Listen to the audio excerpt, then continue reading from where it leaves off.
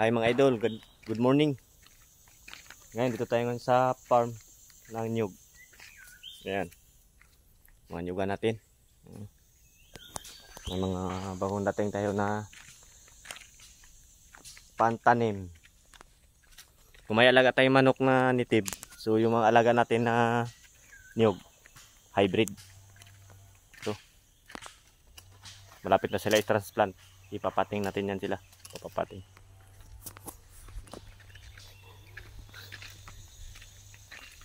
Yan. Damo tayo, magdamo.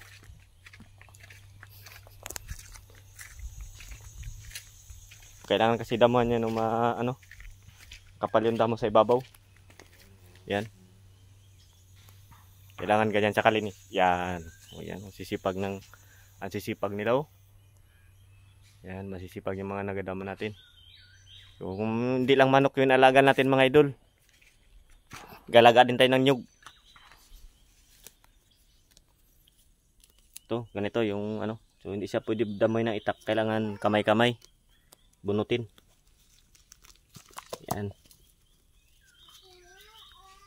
Para dala pati ugat. Yan. Shout out sa mga mahilig sa diyan, sa mga Coco Martin, Coco lover. Mga coconut lover, shout out. Mga mahilig sa farm. Yan, yan ang buhay namin dito.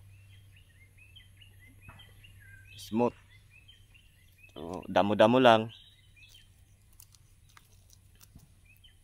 So, dadamuhan natin yan. Yan. So, mga hybrid na niyog, kailangan malinis. Ganito yung paraan ng pagpunla ng niyog, mga idol. Hindi yung basa-basa mo lang sa ilapag sa lupa, papatubuin. Tapos hindi mo nasikasuhin. Parang manok lang yan, idol.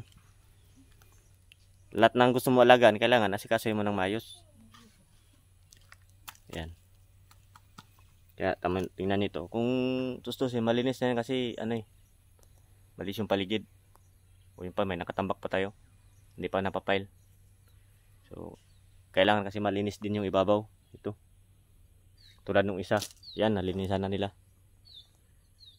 Papalinisan natin kasi hindi natin kaya. Kailangan natin na magbunot ng damo.